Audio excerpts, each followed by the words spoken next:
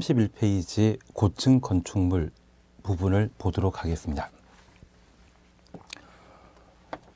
우리가 지난주까지 함께 공부하시면서 건축법에서 자주 출제되는 테마로서 건축법의 적용 대상을 함께 보셨습니다. 건축법을 제정한 주된 목적은 안전한 건물을 건축하기 위해 이 법을 만들었습니다. 그래서 이 건축법의 적용 대상은 건축물과 건축물 관련 행위들을 정리하시는 게 첫 번째 시험 문제를 해결하는 방법입니다. 여기 건축물과 관련되어서는 건축물의 개념에 관한 사항과 건축물의 분쟁이 발생하게 되면 어떤 법령을 적용하는지, 그리고 세 번째 우리가 함께 봐주시는 게 건축물 구성 등에 관한 사항으로 건축물의 종류를 분류하고 건축물이 건축되었을 때 그 구성 요소에 관한 사항을 정리하시는 겁니다. 그리고 건축물의 크기에 대해 건축 면적과 연면적, 바닥 면적, 높이, 층수에 관한 사항들을 각각 정리해 나가시는 게 필요합니다.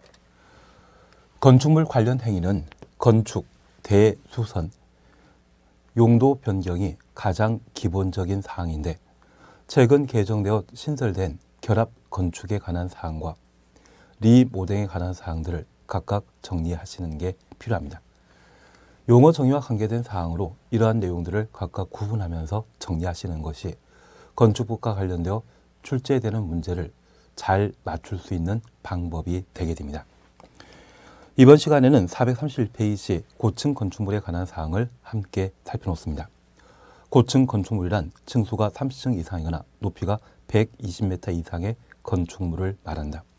그래서 30층부터 120m까지 가로 해놓습니다. 층수 또는 높이 두 개 요건 중에 하나를 충족하게 되면 고층 건축물로 파악하게 되는데, 만약 시험에 층수가 20층이고 높이가 120m인 건축물, 고층 건축물이다 라고 하면 맞습니다. 층수 요건은 충족하지 못했지만 높이가 120m이기 때문에 고층 건축물에 해당하게 됩니다. 그리고 14번 초고층 건축물입니다. 고층 건축물 중에 층수가 50층 이상이거나 높이가 200m 이상의 건축물을 말한다. 50층부터 200m까지 가로 해놓습니다. 보통 건축물의 층고는 4m입니다.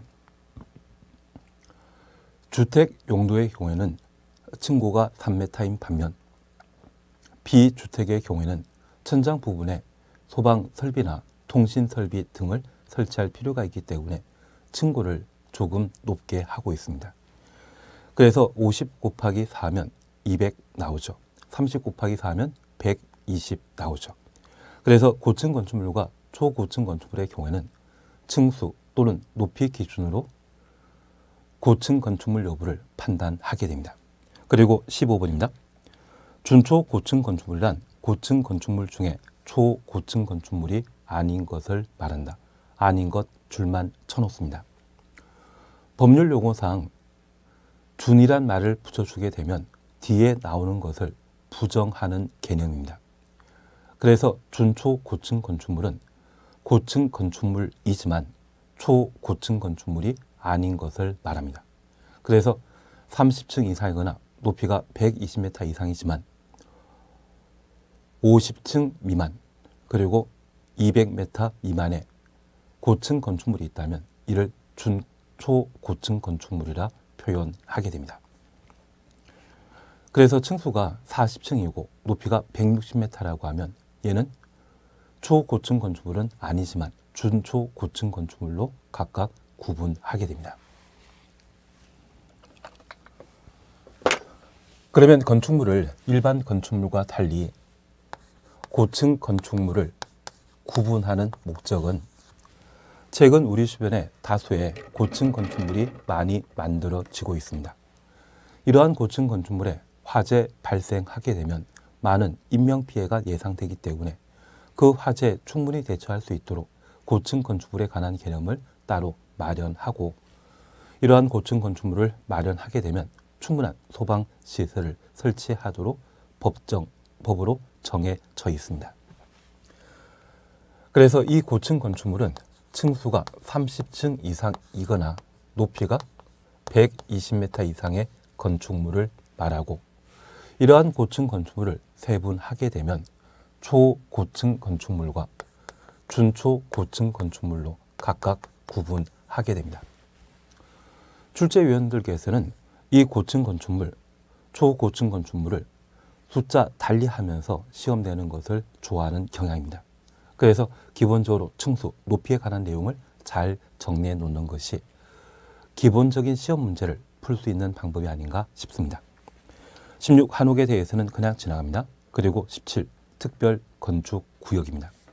여기 특별 건축 구역은 내용 자체에 대해서는 크게 신경 쓰지 마십시오.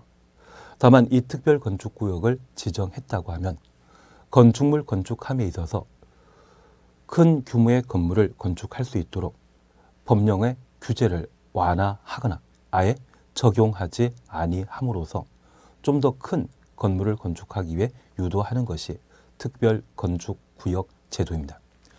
서울 같은 경우는 예전에 용산역 앞을 특별 건축 구역으로 지정하여 국제 업무지구로 개발 사업을 시도했던 적이 있습니다. 그런 용산역 앞이 바로 특별 건축 구역에 해당되는 것으로 파악만 해놓습니다. 그리고 18 유지 관리입니다. 유지 관리와 관련되어서는 그 시기, 기간에 관한 사항만 잠깐 확인해 주시는데, 사용 승인이란 말을 줄쳐 놓으시고 한 줄 밑에 멸실이란 말을 줄쳐 놓습니다.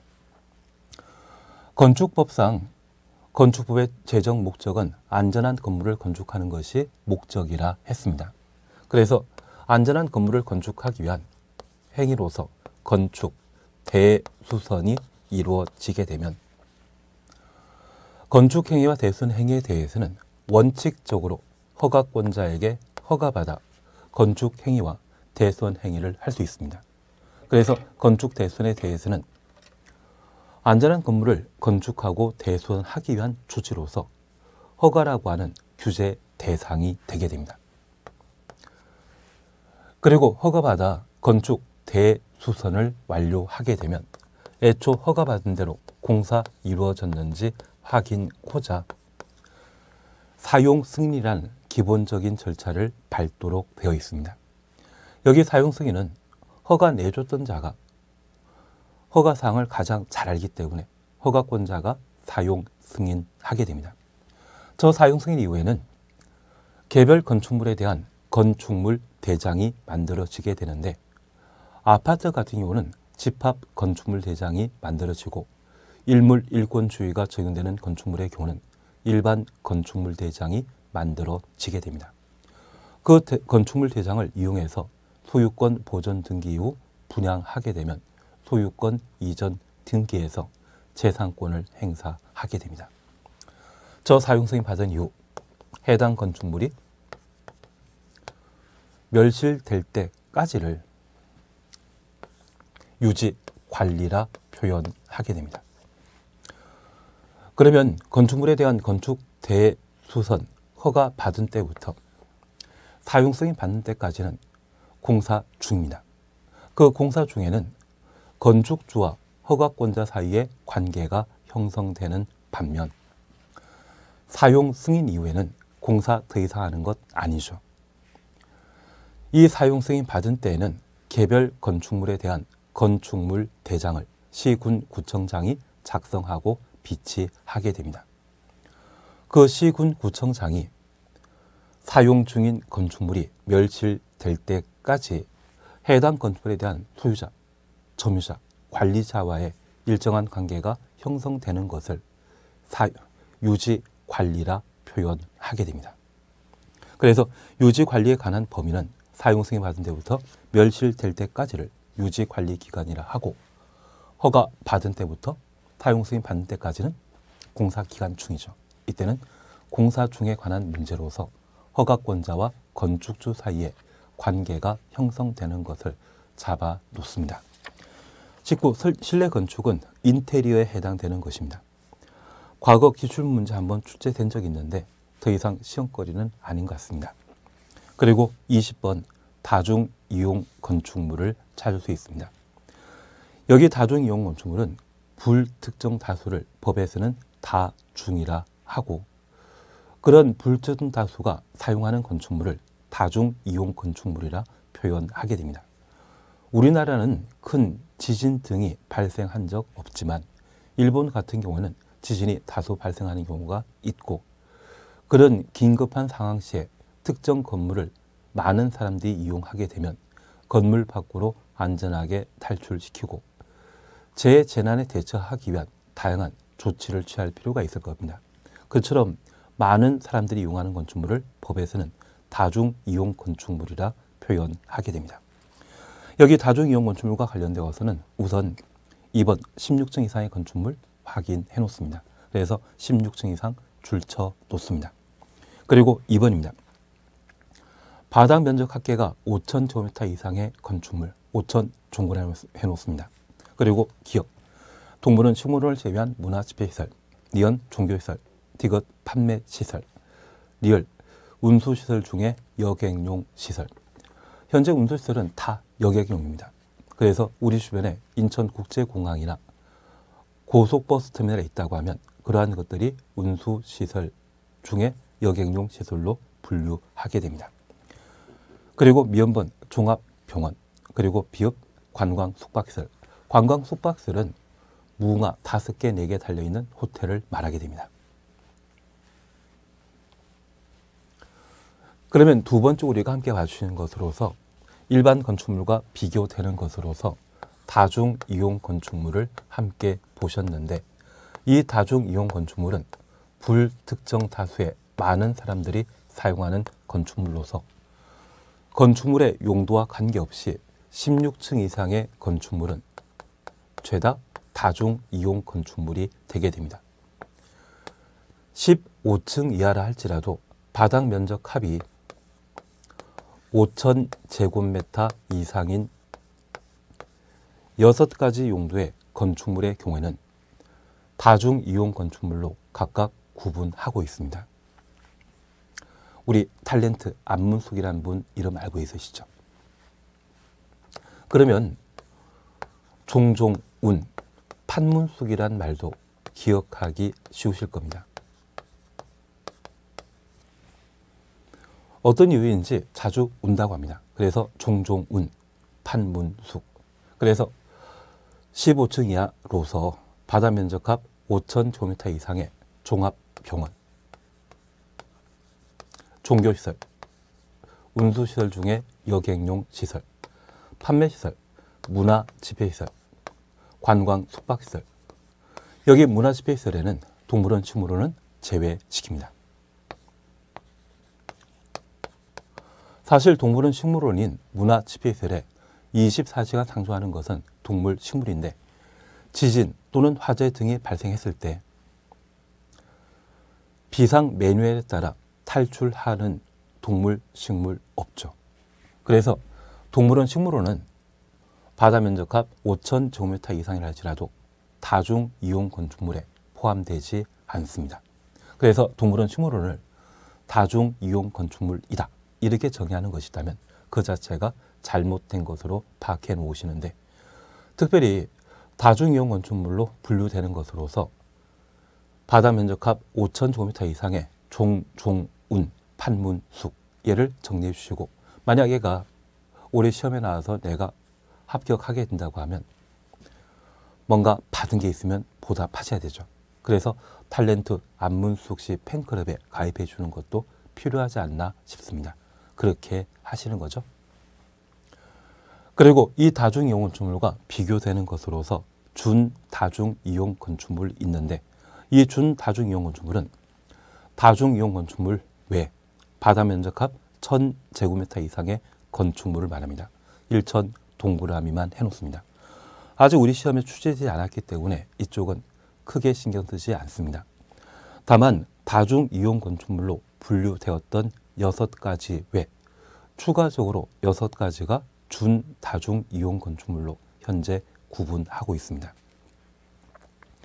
그래서 1번 동물원, 식물원 제외한 문화집회시설, 2번 종교시설, 3번 판매시설, 4번 운수시설 중에 여객용 시설, 5번 종합병원, 그리고 9번 관광 숙박시설. 그래서 이 6가지 용도로서 바닥 면적합 1000제곱미터 이상이고 5천 미만인 경우에는 준다중 이용 건축물이고 5천 이상일 때는 다중 이용 건축물로 각각 구분되게 됩니다. 그리고 6번 교육, 연구 시설, 도서관, 학교 등을 말합니다. 노유자 시설, 경로당이나 유치원 등을 말하게 됩니다. 그리고 8번 운동 시설, 우리 주변에 규모 큰 볼링장이나 배구 관련된 체육관 등이 있다고 하면 여기에 해당하게 됩니다. 10번 위락시설, 나이트클럽 말하는 것이죠. 11번 관광 휴게시설, 에버랜드 등을 말합니다. 그리고 12 장례시설, 장례시장 등을 말하게 되는데 이 6가지 용도의 경우는 바닥 면적합 1000제곱미터 이상 5천만 제곱미터라 할지라도 준 다중 이용 건축물이 되게 됩니다. 그래서 다중 이용 건축물과 비교되는 것으로서 준 다중 이용 건축물은 종종운 판문숙 중에 바닥 면적합 1000제곱미터 이상 5천 미만의 경우는 죄다 준 다중 이용 건축물이고 나머지 6가지의 경우는 1000 이상일 때 10,000제곱미터 할지라도 준 다중 이용 건축물입니다. 그래서 바닥 면적합 10,000제곱미터인 위락시설이 있다고 하면 그것은 준 다중 이용 건축물이라는 것을 구분해 놓습니다.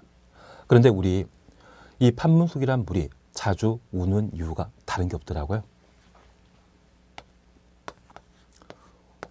위관, 장교, 노동 때문인 것 같습니다. 우리가 지나간 드라마이지만 태양의 후예라고 하는 곳에 대위가 주인공 역할을 했던 적이 있습니다. 그리고 커플이어서 한때 결혼까지 하신 적이 있는데 그 대위를 군대에서는 위관 장교라 표현하고 그분이 드라마에서 많은 분들에게 감동 줬는지 많은 분들이 또 눈물 흘리신 경우가 있는 것 같습니다. 그래서 그 노가다 했다라고 하는 것을 노동으로 파악해 주시면 위관 장교 노동 때문에 이분이 많이 눈물 흘리셨다, 감동하셨다 그렇게 이해하는 것도 방법입니다. 그래서 위관 장교 노동과 관련되어서는 위락시설, 관광 휴게시설, 장례시설, 교육 연구시설, 노유자시설, 운동시설 이 6가지 용도의 경우는 바닥 면적합 1000제곱미터 이상인데 전부 준 다중 이용 건축물로 구분하고 있습니다. 이 정도를 한번 정리해 주시는 게 필요하지 않나 싶습니다. 그리고 이러한 건축물과 관련된 사항들을 우리가 쭉 정리해 보니 층수가 50층 이상이면 초고층 건축물이고 30층 이상이면 고층 건축물이며 16층 이상의 경우는 다중 이용 건축물이다. 이 정도를 각각 정리하실 수 있고 그리고 추가로 하나 파악해 주실 것으로서 우리 건축법령상 11층 또는 11층 이상이란 말이 나오게 되면 얘는 소방과 관련된 건축물로 파악해 놓습니다. 여기 소방과 관련된 건축물은 건축물에 화재 발생하게 되면 빨간 소방차가 출동해서 화재를 진압하게 됩니다. 그러한 소방차에는 소방용소인 물을 뿌려 화재를 진압하게 되는데 그런 물을 뿌리기 위한 소방 펌프라고 하는 것이 비치되어 있습니다. 다만 이 소방 펌프의 성능이 지표면으로부터 보통 40m까지 도달하고 있습니다. 우리가 지금 공부하시면서 층의 구분 없는 건축물 또는 건물의 층고는 보통 4m라고 했습니다. 그러면 40m 이하, 그래서 10층짜리 건물의 경우는 화재 발생 시에 소방대가 출동하여 화재를 쉽게 진압하지만 11층 이상의 건축물의 경우는 여러 가지 곤란한 경우가 있습니다. 그래서 11층 이상의 건축물의 경우는 그 화재에 대처하기에 많은 소방시설을 갖추게 되는데 그 건축 공사 비용이 만만치 않습니다. 그래서 만약 10층짜리 건물 건축하는 것과 12층 뭐 15층, 20층이라면 별개이지만 12층짜리 건물을 건축할 선택 상황이라면 보통 10층짜리 건물 건축하고 말아버립니다. 2개 층 포기합니다. 그 2개 층 추가해서 건축하고자 할 때 가출, 소방시설과 관련된 비용이 만만치 않거든요. 그래서 우리가 잠깐 구분하실 것으로서 11층 이상의 말 나오게 되면 화재, 불과 관련된 건축물로 파악해 놓습니다. 그 정도를 정리해 주시는 게 이쪽의 내용이 되게 됩니다. 특수구조 건축물과 관련되어서는 크게 신경 쓰지 않습니다. 나중에 시간 나실 때 1번과 관련되어 3m라고 하는 것, 그리고 2번 기둥과 기둥 사이의 간격이 20m 이상이라는 것, 이 정도만 한번 확인해 놓습니다. 그래서 3m와 20m 빈칸 만들어 놓고 여기에 빈칸 적합한 숫자 짝지은 거 찾으라고 했을 때 그런 형태로만 시험에 나올 내용이 아닌가 싶습니다. 그리고 23번 결합 건축 찾으셨죠? 결합 건축이란 용적률 줄쳐놓습니다. 개별 대지마다 적용하지 아니하고 2개 이상의 대지의 대상으로 통합 적용하여 건축하는 것을 말한다. 그러면 여기 결합 건축은 이렇게만 다시 이해해 놓습니다. 우리가 만화 영화 보다 보면 로봇 2개가 모여 좀 더 큰 로봇 되는 거 보신 적 있죠? 그게 결합 건축에 해당하게 됩니다. 용적률을 통합 적용함으로써 좀 더 큰 건물을 건축하는 것을 뭐란다? 결합 건축. 그래서 이 결합 건축의 대상, 핵심은 용적률이라는 걸 파악해 주시는 게 필요합니다. 그래서 건축물과 관련된 기본적인 사항으로 고층 건축물과 다중이용 건축물을 구분하시는 게 필요하고, 건축물 구성 요소와 관련되어서는 우리 지난 시간에 함께 공부하시면서, 지난주에 함께 공부하시면서 지하층과 구조 설비 중에 주요 구조부, 부속 구조물을 구분한 적이 있습니다. 발코니란 말 기억나시겠습니까? 그러한 것들을 각각 정리해 주시는 게 필요하고, 건축물 관련 행위는 항상 건축, 대수원, 용도 변경이 중요한데 이 용도 변경은 사용 승인 이후에 발생하는 행위가 되게 됩니다. 어제까지 독서실로 사용하다가 치과의원으로 바꿔 사용하게 된다면 그러한 것들이 용도 변경에 해당되게 되고, 이 용도 변경의 관할 관청은 건축물 대장을 작성하고 비치 관리하는 시군 구청장이 관할 관청이죠. 그런 부분들을 좀 정리해 나가시는 게 필요합니다. 그리고 건축과 함께 결합 건축, 용적률을 통합 적용한다는 것 함께 보셨고, 대수원 정리하신 이후에 우리는 리모델링을 함께 보셨습니다. 건축물의 노화를 억제하기 위한 대수선 또는 건축물 일부를 증축, 개축하는 것을 리모델링이란다. 그러한 내용들을 각각 정리하시는 게 필요합니다. 그리고 433페이지에는 면적, 높이, 층수, 산정 방법에 관한 사항들을 서술하고 있는데 이쪽이 올해 일부 개정된 사항이 반영되어 있는 중요 출제거리가 되게 됩니다. 최근 개정된 사항이 당연히 출제거리가 될 수 있는데 그건 이미 개정 자료 출력해서 확보해 놓으셨죠. 그래서 기본적인 사항으로 양가 1번 대지 면적에 대해서는 크게 신경 쓰지 않습니다. 그리고 2번 건축 면적 찾았습니다. 1번입니다. 건축 면적은 건축물의 외벽, 중심선으로 둘러싸인 수평 투영 면적을 한다. 여기 수평 투영 면적이라 함은 하늘에서 내려 다 봤을 때 평면의 개념으로 보는 것을 수평 투영 면적이라 표현하게 됩니다. 그래서 우리 도로변에 대지의 건물이 건축되게 되면 이 건축물의 규모를 인식하는 방법은 2가지가 있습니다. 도로를 걸어 다니는 자가 건물의 크기를 파악하는 것과 하늘에서 조망하는 방법이 있습니다. 하늘에서 조망하게 되면 해당 건축물의 가장 끝부분이 보이는데 우리는 그것을 외벽, 외곽 기둥이라 표현하고 그 가운데선 중심선으로 둘러싸인 수평투영 면적을 건축 면적이라 표현하게 됩니다.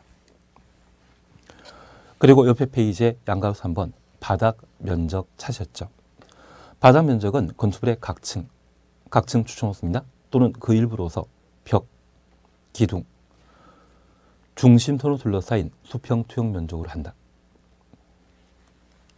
그러면 이렇게 잠깐 이해해 놓습니다. 만약 건축물이 3층짜리 건축물로 구성되어 있습니다. 이러한 건축물의 전체 외벽, 외곽 기둥은 바로 이 부분일 겁니다.